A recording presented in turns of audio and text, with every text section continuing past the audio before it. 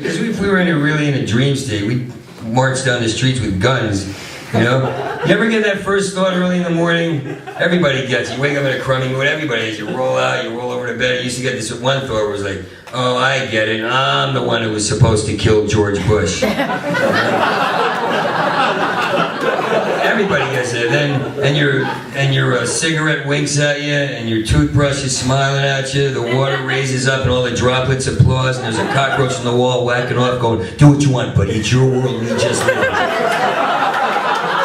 And you think your friends are supportive. Look, he's in love with her. You in love? Come on, you in love? No, not you. Him, the guy behind you. You in love? Me. Yeah. No. No one. I just walk around every day going, "You in love? You in love? You in love?" And there's never anyone on the street because I know the Furies will descend and answer me. "No one's in love, you're all alone. No one's in love, you're all alone." Or whatever that means. I just try to sound smart, I don't even know what I'm saying. Furies would say no one's in love? Alright. They're gonna be a long show, man. Look, another thing I used to do. Smile, big laugh. Come on, Harry, you can do it. The kids are in camp. You're not even married. Celebrate. Come on, eat ass. Like girls give adorable. I got a political thing. Like, yeah, I slapped an Asian girl because she made my Nike Barbie doll wrong. How am I going to give that to my Republican Gap baby who sits in wagons all day and just shits and never doesn't shit? Fuck that. I don't even care. Like, here's how ridiculous a political situation. Don't you hear people talk about politics sometimes? Or in America, like a comedian gets respect by saying, you know, and Bill Maher, the other comedian on Bill Maher, said Democrats and Republicans. As soon as you hear Democrat and Republican, you're like, oh, he's a smart comedian. No, it means all he's doing is talking about bullshit. No one's, because they're not. Look, I spoke to a right-wing radio pundit. All right, that's what he called himself. That's what he was known as. A well-known, nobody knows him, but well-known radio guy. And I would go to his show, and he bragged about all his degrees, and he knew Shadow Stevens and some guys like that. And he's sitting there, and he's a right-wing guy, and he's actually a lovable guy. He goes, "I can't figure out why I love your act. We think completely differently, but I love your act. We think completely differently." You know? That's what he would do, like kicking it. "We think completely differently. You know, I'm not you." You know? And he kept saying, like, he had bragged about his Harvard degrees and PhDs, and the smartest argument he had about gay marriage was amazing.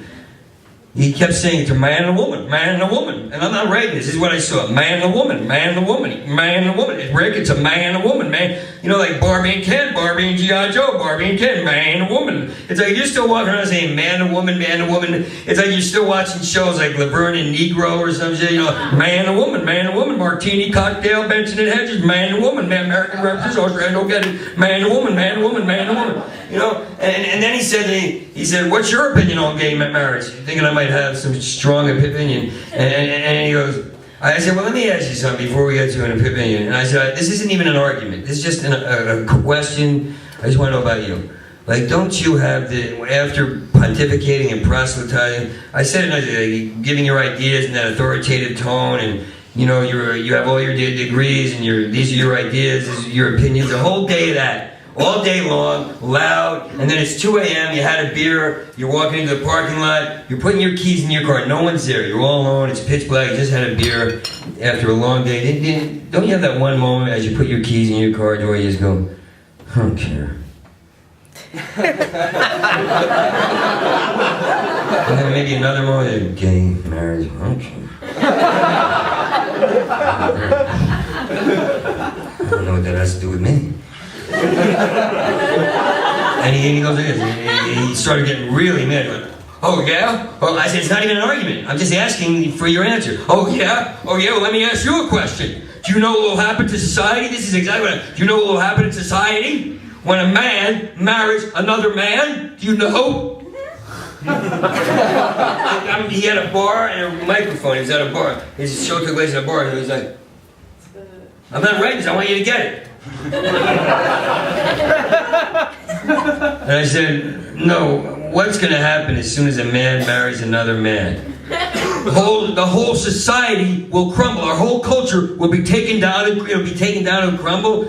He goes, "When a man marries another man," and this is what he actually said, fought for it. He fought for it. Do you know what happens when a man marries another man? What happens immediately after?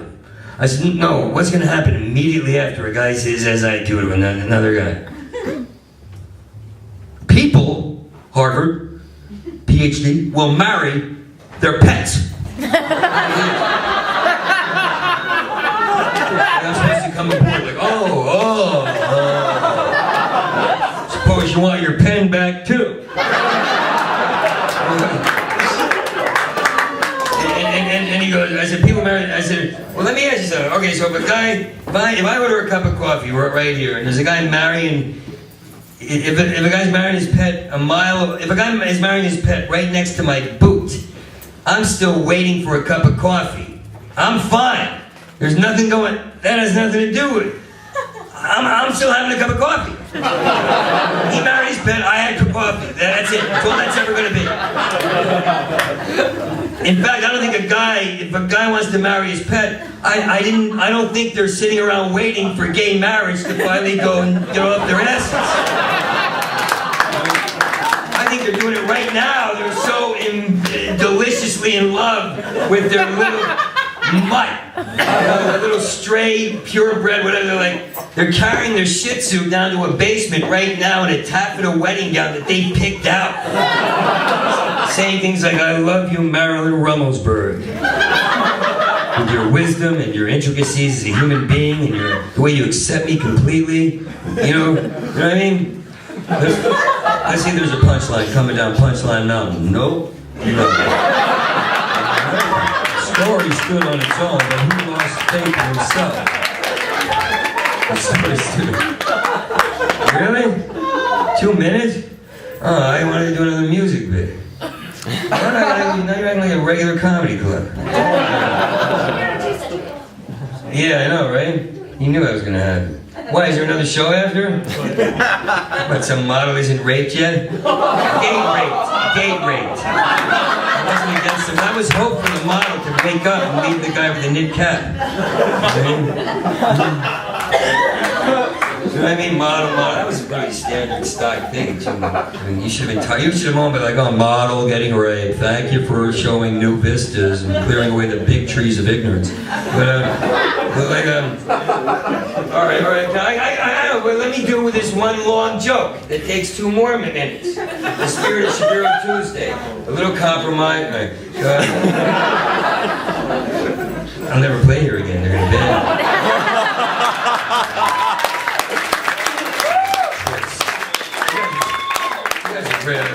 I hate saying this, but I'm really glad you came out. Really glad you came out. I'm a lot gladder if all the guys carried me through the women of mouths. That's beauty. Ooh, that's lyrical. You see how misunderstood guys like you and me are? You're smart, you got your tooth replaced. So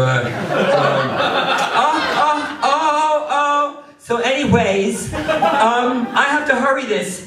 I want to do this long ride to butterfly as I can. I don't have time for this. 10 minutes. You're fucking.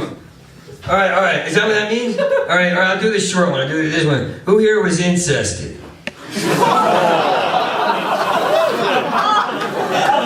I didn't have the guts to look at him. No, you have a glow about you. Like maybe you went snorkeling in Fort Lauderdale, Florida after the spring break and you were all alone and you dove into the deepest part of the sea and pulled out a giant piece of coral so you could carry it home and put it on the heater so it would dry up so you could use it to scrub extra hard in the shower because you always wake up in the fetal position under the hot water after a blackout with tears in your eyes, scrubbing with a mini sponge, saying things like, it never goes away. That's a symptom of incest. I'm trying to help.